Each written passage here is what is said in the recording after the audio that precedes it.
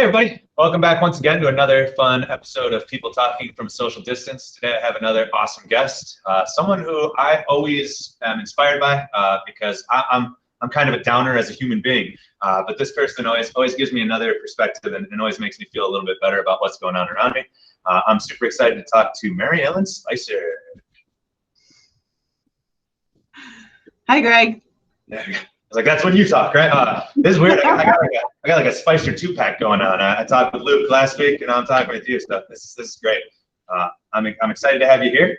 I'm excited to get a chance to talk with you. Before we start, I just want to one of the impetuses behind me wanting to talk to you, aside from the fact that you're awesome, is we had a conversation in one of the other meets that we were in, and you brought up a love for Public Enemy. And as soon as I heard that, I was like, oh, we've got to talk more.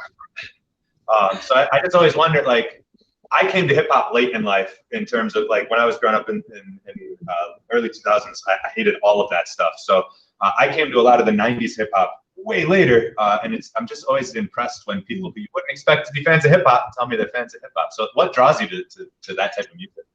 Okay, so I would actually like describe myself as someone who likes indie folk the most, right? You know, so and kind of a hippie, even though I wasn't in the hippie generation. I like that scene, I'd say, but Public Enemy and some of that early hip hop. I worked in a youth center when I was first starting the career of social work, and so many of the kids that I worked with were into early hip hop and Public Enemy, and then became Snoop Dogg and Wu-Tang Clan. And so like things that like the kids I worked with actually kind of exposed me to that genre. And now Public Enemy, I just feel like they would always speak to,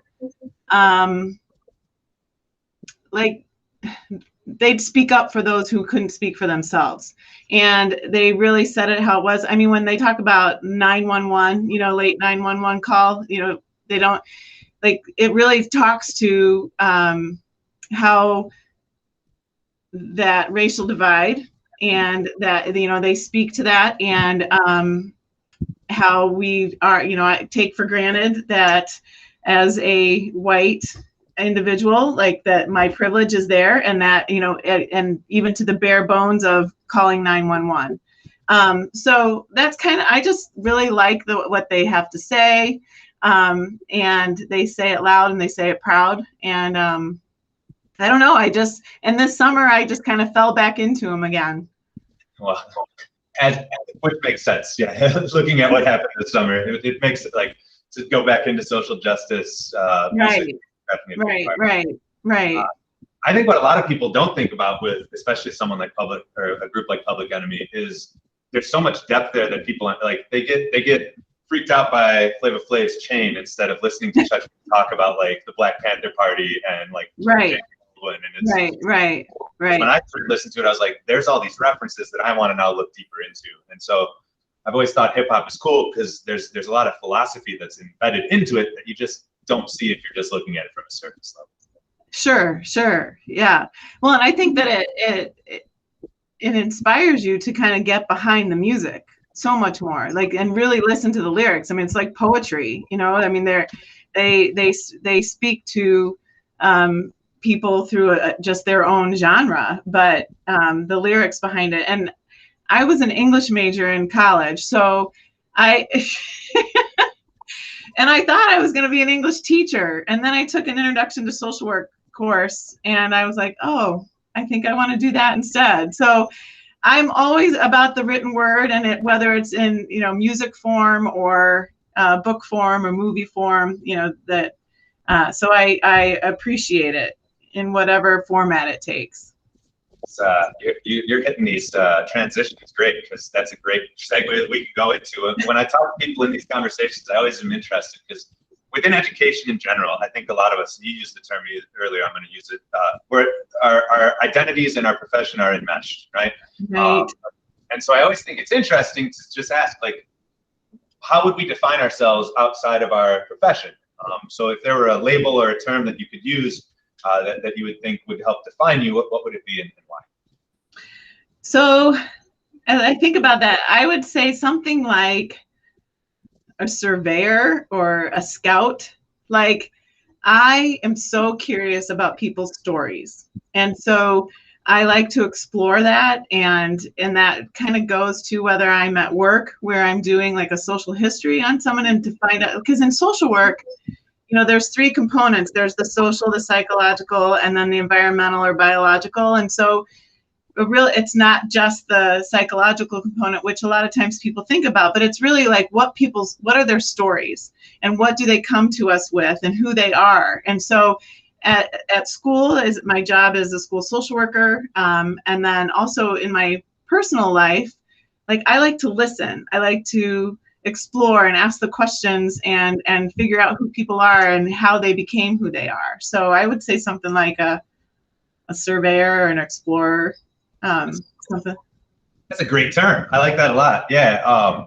It made me think when you were talking about a concept that I've been looking into a little bit more recently with some of the meditation and stuff like that, which is meditation is an attempt for you to step away from the life story, right? We've built so much of who we are based on our experience, based on those different elements that you had mentioned, and just sort of giving yourself a space to step back from it. And I talked about that when I did the thing about writing as well, right?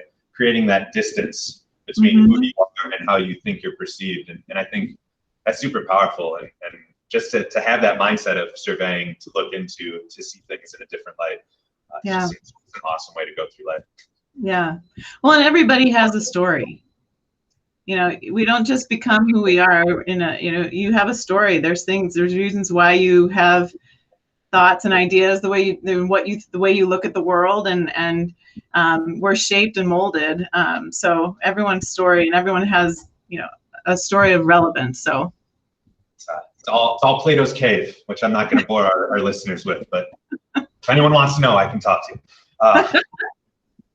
So I think this leads into the second question I like to ask. And again, when we had talked before we started recording, you said you saw these two questions as very similar, which again, I think is part and parcel with the way you view the world and like you said, the surveying type thing. But I think what I love about being in education is it allows me a place to embolden my passions. It gives me a place and a space to kind of dig into the stuff I love and to also learn new things. So can you give an example of one way or multiple ways, if you want, in which your profession has helped to shape or foster or enlighten your passions? Sure. Well, I always say, like, sometimes people think if you have a degree in social work that you have a degree in nice, and it's not necessarily the case. Like, but I do believe that taking the other perspective, I would say that as a problem solver, that really those two things, like trying to see it through the lens, meeting the client where they are. I mean, that's kind of social work 101. So I would say that those taking the other's perspective, meeting someone where they are, and being a problem solver, I would say that those skills or qualities are things that have helped me then get excited about other things in the world, looking at things from others' perspectives. I mean, as we talk about social justice concerns or the world that we've had in the last year, how can I look, what perspective can I take when I'm looking at that? And it's actually been, calming, because I can't fix things, right? So you have to figure out, how can I solve the problem when things feel in your control or out of your control? So I don't know if that really answers the question, but. Well, no, and it goes to what you said earlier as well. I think that's part and parcel with the English major stuff, right? Like, I always tell kids, I can't be someone who was dealing with the problems of slavery in the 1800s, but I can read an account of that and get more empathy and understand that point of view more. And so I think it goes hand in hand with literature, as we are trying to problem solve and see things in a different light. It's good to know that those skills are applicable outside of an English classroom. Yeah. That was on my fault. I kind of set it up there, because the next place we like to go is to our recommendation station, right? And I think, again, what we recommend is another way that we can get people to sort of get insight into ourselves, even when we have to be socially distant, right? If someone wants to know something about me, I can give them a book and say, I love this book. This book really speaks to who I am. And I think that's a great way for us to build community. So it doesn't have to be a book. I know a lot of people, it must just be the English teacher thing, where they're like, I got to have a piece of literature. Not necessary, but there was a book or a movie or an album or a show that you think would give people some insight and would just be a good use of their time, what would you recommend? Yeah. Okay. So my favorite book of all time is All the Pretty Horses by Cormac McCarthy. It's, it's a journey, and it's some in Spanish, and it's just amazing. It's a beautiful work. I actually want to reread it. I haven't read it for 10 years. And so I'd like to revisit that. And then my favorite movie is also a book. It's The Unbearable Lightness of Being. It's Milan Kundera, I think is how you say his name, but it kind of like wrestles with lightness versus weight, and being in the moment and living in the moment versus, are we able as human creatures to live in the moment? We carry weight with us, and then how it interacts with our personal relationships. It's a heavy read. The movie is incredible. It takes place during the Russian invasion of Czechoslovakia, and Daniel Day-Lewis is one of the stars in it, and he's one of my favorites. So I think it's worth exploring. It was out in the 80s, but it's kind of heavy, but worth it. It makes you take different perspectives on relationships. Now, music, we've talked a little bit about before. I would say, like, when I was in college, U2 and REM, like, I was huge fans of theirs and went to shows, and would go to some Grateful Dead shows. I liked being part of a larger crowd, but I would say as I got older, I got really into small shows, small venues. Living in Chicago was the Metro. I would go to the Metro all the time, and Park West, and places that aren't here anymore, like the Aragon Ballroom. Well, Aragon's here, but Uptown, which is next to there. But Aragon Ballroom and Riviera, would go to a lot of shows, but then became like really invested. Like David Bowie was always one of my favorites, and Prince. I kind of liked that artistry, I would guess. But now, currently, if people want to check out like Fleet Foxes or Bon Iver, they're kind of that indie folk scene that I really like. And they also like to do festivals and outdoor things, which I hope we get to do soon. So I got a couple of things that makes me think of. First off, do you agree that Daniel Day-Lewis was robbed? He should have won his 4th Oscar for Phantom Thread. Oh, yeah. Yeah, okay. Go on that. No, I think he's a genius, a mad genius. He becomes his character. One of my favorite actors as well, and Phantom Thread was so freaking good, and I was like, oh, he's winning his 4th. Him and Katharine Hepburn, they're going to be up at the top. It's going to be great. And then no, I know. There Will Be Blood. I mean, if people haven't seen it, or Gangs of New York, like, he's just unbelievable. He's unbelievable. Yeah. And when you were talking about the indie stuff, Fleet Foxes, I'm a huge fan of Father John Misty, who is the yes, Fleet Foxes. Yes, I love Father John Misty as well. When I saw the Fleet Foxes for the first time, he was still with them. So. And then you were bringing up venues. It gave me flashbacks to being a Joliet kid, and I would like Congress. I would also like Congress Theater. It's another Beat Kitchen, which I know is still around, but that's like the smallest of small rooms in Chicago. Yeah. Yes. Love those places. Good too. They had some, yeah. Mm-hmm.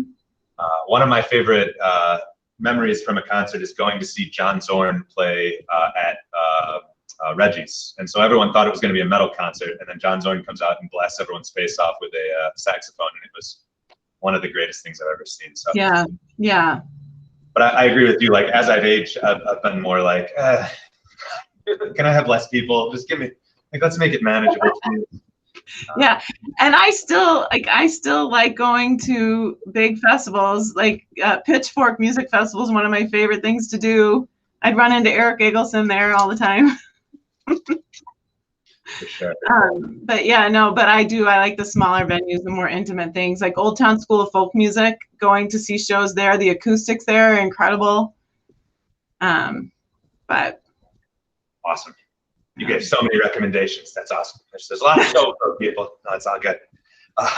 Next place we like to go then is just talking about some of our hidden treats. I think, and I think I wrote this question mainly thinking of myself. There's so many things that I think people put onto people, or they expect that they would like, oh, you're a fan of that, or oh, I expected you.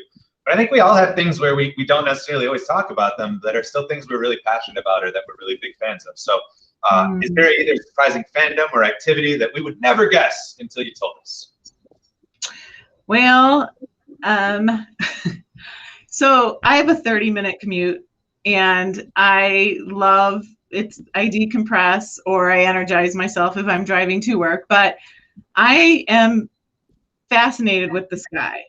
And so I take pictures with my cell phone of the sky as I'm driving. And I said if I ever had a blog, I would call it Clouding My Judgment.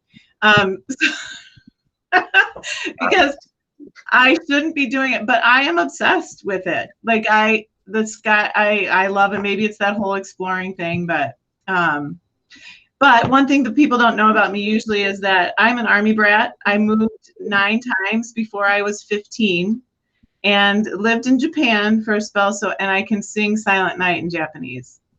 Wow. So, Navy brat myself. My dad was a chief, so I know. Oh, there you go. There you go. And I guess if we were playing Never Have I Ever, I've never ordered off of Amazon. Wow. I mean, like the other 2 things should have blown me away more, but that was the one where it's just like, says something about 2021, I guess. Yeah, no, never. I don't have an account. It's like I don't know. People. That's amazing. So I like to end on some questions that are just sort of give you some choice. I'm really excited because again, this is one that I expected more people to answer but didn't. I love food. I'm a big food person. I've been doing a lot of cooking myself lately. But is there a favorite food to make or eat, and or a favorite restaurant or restaurant experience you'd like to tell us about? Okay, so favorite food to make or eat, I love ramen. And so I have a spicy sriracha ramen recipe. In fact, we just made it last night.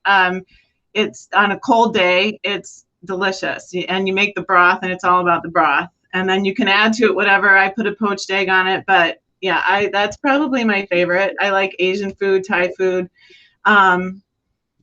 And then as far as restaurants go, there used to be a place in Wicker Park called Le Bouchon, and it was a little tiny French bistro, and you felt like it closed recently, which is sad, but it was around forever. And then my other is Club Lucky. It's a restaurant. It's in Wicker Park as well. And it's an Italian place that I used to go to all the time. That's really great.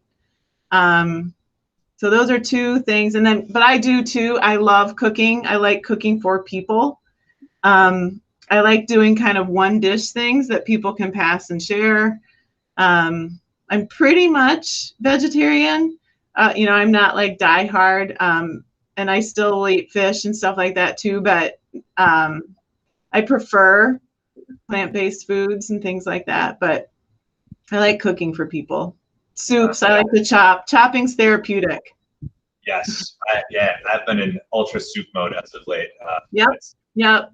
It takes so much time. It's like, shut up. I want to chop onions. I want to chop carrots and celery. Like I can like put a soup base together without even thinking and be like, all right. Absolutely. In fact, Luke gave me a beautiful chef's knife for Christmas. Nice. And that has been my best friend for making soups because it just chops. I didn't realize how hard I was working before. I'm still waiting. My brother has promised me a chef knife. He's a blacksmith, and so I've been waiting for a couple years. So we'll see. We'll see if it ever comes through. Yeah. The other question you opted for, and again, I'm always excited, and especially from what we've already said and from the way you sort of expressed your view on the world, I'm really interested in your response to this. What is one thing you would change about the world and or teaching? Like what's some, if you had carte blanche, what would be the thing that you say, this is what I would like to change? Yeah. Well, I think one of the things, having worked with adolescents my entire career, which I started right out of grad school at 23, is if I could help break through some of those barriers of social hierarchies. If adolescents could start to see themselves for who they are and not feel like they had to fit into one stereotype or another, or, I mean, I can remember I worked with a kid that 1 week he was a deadhead, and then 3 weeks later he was Marilyn Manson, and then 3 weeks after that he came dressed in drag. Like he was trying to figure out where he fit, and he never felt like he fit in anywhere. And like, and if we could kind of get rid of some of that, like, you're all good, you're all okay, get rid of some of that social hierarchy and where you fit in, because kids have voices and they need to be heard. Seeing Amanda Gorman yesterday, the 22-year-old with the poet laureate who spoke at the inauguration, I mean, and she had a speech impediment growing up, and like, here's this voice, and has to overcome some of that, and you wonder what her story was as an adolescent. And so I'd say that would be one thing that I would love to help break that barrier. Nice. That makes me think. Drayton Eggleston had me make a stencil for him a couple years ago, and it was, I apologize if I butcher the quote, but it's there's no place as beautiful as the place that you belong, right? We all are searching for that thing, but when we find it, we have to be able to identify it. And I think that's a beautiful sentiment of like, there's so many things that are put upon us by society, especially in adolescence, in terms of you have to do X, Y, and Z. And I feel very strongly as well that a lot more times than not, that ends up being detrimental as opposed to helpful. So I love that answer. I'd be right there with you if I got to choose as well.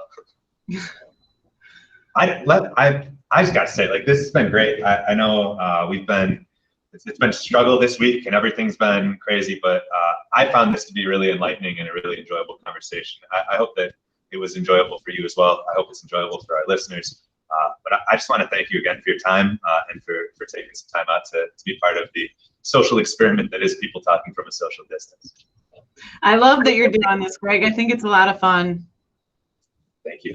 Hope you have a great day. Thanks, you too.